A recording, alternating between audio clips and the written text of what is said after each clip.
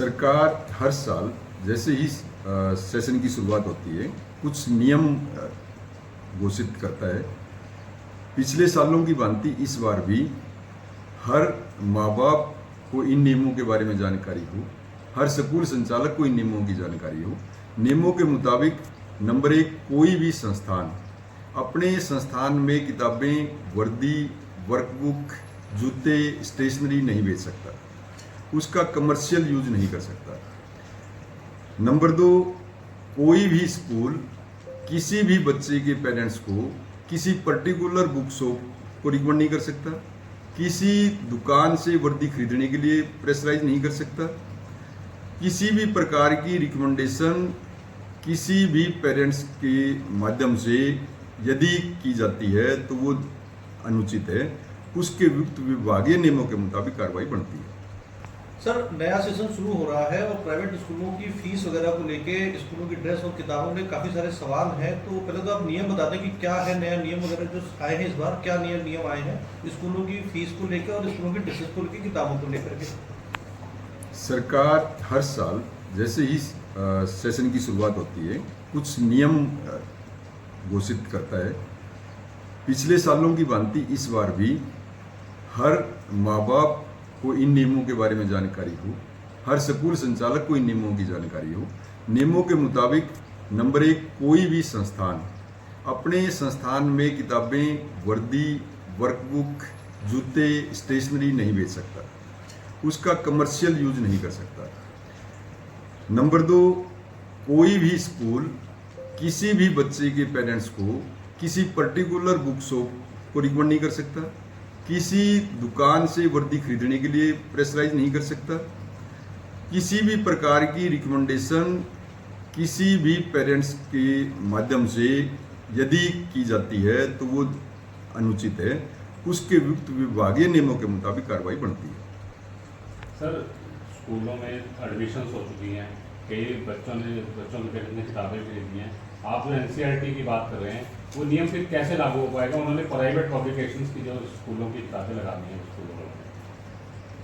NCERT CBSE ने अगस्त 2024 में एक नोटिफिकेशन इशू किया था जिसमें 1st to 8th क्लास के लिए उन्होंने बुक्स की निर्धारण किया गया है, जिसमें प्रेफरेबली एनसीईआरटी की बुक्स पढ़ाई जाए और रेफरेंस बुक्स भी एनसीएफ 23 के मेल खाती हुई हों, ताकि उस करिकुलम को पूरा करने के लिए रेफरेंस बुक्स हों।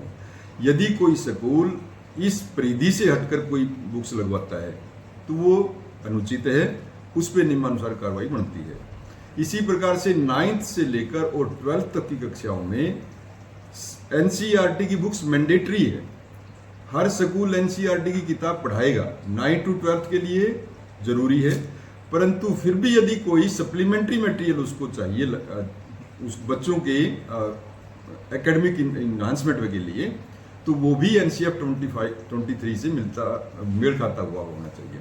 और यदि कोई स्कूल इस प्रकार की जो गाइडलाइंस है उनको फॉलो नहीं कर रहा है तो हम कमेटीज बना के सभी स्कूलों पे चेक किएंगे और कल से ही सभी स्कूलों को ये दिशा निर्देश दिए जाएंगे कि उनकी वेबसाइट के ऊपर ना केवल किताबों की लिस्ट हो बल्कि यूनिफॉर्म की भी फोटो भी हो, और ये इसी प्रकार का एक उनके स्कूल के नोटिस बोर्ड पे भी हो, ताकि पेरेंट्स को किसी पर्टिकुलर स्कूल में किताब खरीदने या यूनिफॉर्म खरीदने के लिए बाध्य ना होना पड़े। सर, ग्राउंड रियलिटी की बात करें, जैसे आपने कहा कि कोई भी स्कूल अपने फरमाइश में किताबें नहीं बेच सकता, स्कूल ड्रेस नहीं बेच सकता। ग्राउंड रियलिटी की अगर बात करें तो ग्राउंड रियलिटी है कि स्कूल में जब पेरेंट्स आते हैं अपने बच्चे का एडमिशन कराने के लिए तो उनको बता दिया जाता है कि पर्टिकुलर दुकान पे ही हमारी किताबें मिलेगी, पर्टिकुलर दुकान पे ही ड्रेस मिलेगी। उसके लिए क्या तैयारी रहेगी शिक्षा विभाग की? पिछले 1-2 दिन की प्रेस रिपोर्ट्स या प्रेस मीडिया रिपोर्ट्स के आधार पे कुछ स्कूलों के द्वारा इस प्रकार की प्रैक्टिसेस का सूचना प्राप्त हुई है। कल से ही हम पूरे डिस्ट्रिक्ट पंचकुला के स्कूल्स को कुछ जोन्स में बांटेंगे। हमारे यहाँ अधिकारियों की एक टीम बनाई जाएगी। हर स्कूल में जो बुक्स को लेकर तथा यूनिफॉर्म या स्टेशनरी की चीज़ों को लेकर जो प्रैक्टिसेस हैं उनको हम एक बार आइडेंटिफाई करेंगे और उसमें जो करेक्टिव स्टेप्स की जरूरत पड़ेगी वो करेक्टिव स्टेप्स जरूर उठाए जाएंगे ताकि माँ बाप और बच्चों के हित को सुरक्षित किया जा सके। एक सर फीस को लेके जब ये कमेटी जाएगी स्कूलों की चेकिंग है, तो क्या वो जो रिपोर्ट है क्या वो सार्वजनिक की जाएगी? जी बिल्कुल, जो स्कूल नियमों का उल्लंघन करते हुए पाएंगे उसके खिलाफ जो भी अनुशंसा, जो भी हमारे कार्यालय के स्तर पर, क्योंकि जो एक्शन है वो निदेशालय स्तर पर लिए जाते हैं प्राइवेट स्कूल्स के अगेंस्ट, वो जरूर हमारी अपनी तरफ से पूरी कोशिश होगी कि न्याय और बच्चों के साथ रूल्स का इम्प्लीमेंटेशन। एक सर चलन एक और हो गया, जैसे बुक लेने कोई जाता है तो उसको नोटबुक साथ में दी जाती है, कह रहे यही नोटबुक आपके स्कूल में चलेगी, तो वही उनको जबरदस्ती दी जाती है सर। मतलब किताबों के साथ किताबों का नोटबुक उनको दी जाती है। कोई भी संस्थान किसी स्कूल में नोटबुक्स को लागू करने के लिए किसी स्टूडेंट को बाध्य नहीं कर सकता। इस प्रकार की प्रैक्टिसेस नियमानुसार नहीं है, जो कि तुरंत रोकी जाएगी। एक सर फीस भी जो अपनी मनमानी से बढ़ा देते हैं, एनुअल चार्ज भी है वो भी अपनी मर्जी से लगा देते हैं, ये किस तरह है?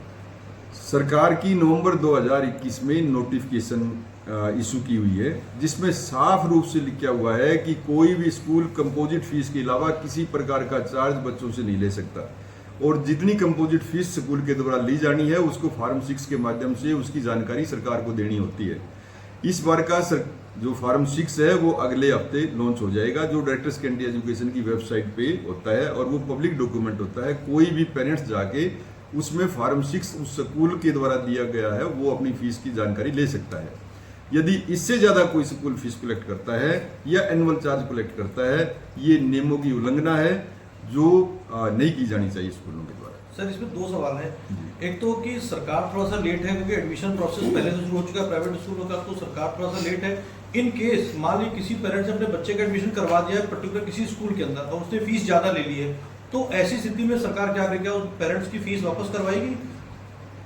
एक बार हम सभी स्कूल जहां ये इस रिजल्ट्स पहले, क्योंकि रिजल्ट की डेट तो 1 अप्रैल 25 थी, अगर किसी स्कूल ने उससे पहले रिजल्ट डिक्लेयर किया है या फीस बढ़ी हुई ली है, एक बार हम कमेटी के माध्यम से पता लगाएंगे किन स्कूलों ने नियमों का पालन नहीं किया है, उसके मुताबिक जो नियमानुसार कार्रवाई बनती है वो जरूर की जाएगी।